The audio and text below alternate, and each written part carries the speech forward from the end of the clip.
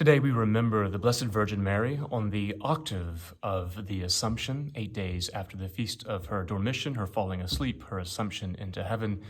It's also known today as the Queenship of the Blessed Virgin Mary. Now she's a controversial figure, according to some in the Church, and understandably sometimes Christians will elevate their devotions to a place that is beyond its appropriate place. Sometimes veneration can turn into adoration, which is wrong. Adoration, worship, latria is only for our Lord himself, for God.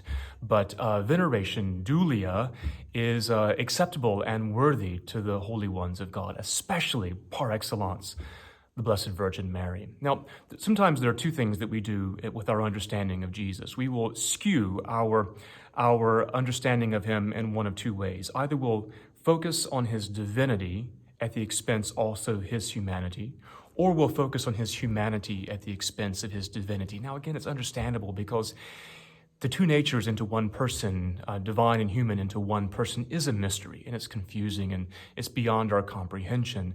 But what preserves us from really going too far one way or the other is the role and person of the Blessed Virgin Mary. She preserves both truths, both natures of our Lord. He was born of a woman. He was born of Mary. She gave birth. She is the Theotokos, the mother of God, the God-bearer, meaning he's fully man.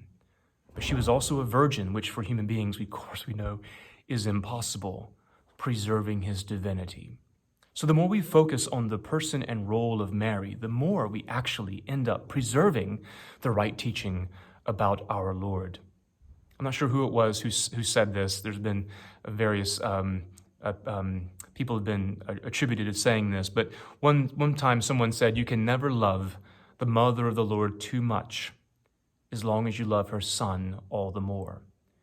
That is the Church's teaching about the Blessed Virgin Mary. We cannot love her too much. Of course, she always points to her son. And so if we love her appropriately, we'll love her son all the more. And that is why today, on this rainy, muggy, dark Saturday morning, 7 people came at 8:15 to celebrate this feast and also to receive the sacrament of our Lord's body and blood. While I'm here on this Marian feast, I love wearing this set, one of my favorite sets of vestments that was given to me by Jeremy Hazelock. Of course, my devotion to Jeremy is well known, but you can see it is the pelican in her piety.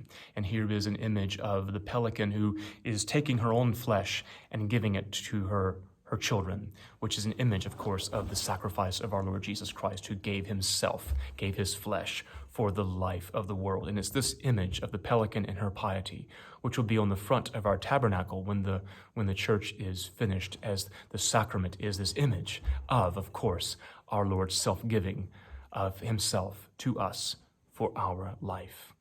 A blessed feast, everyone.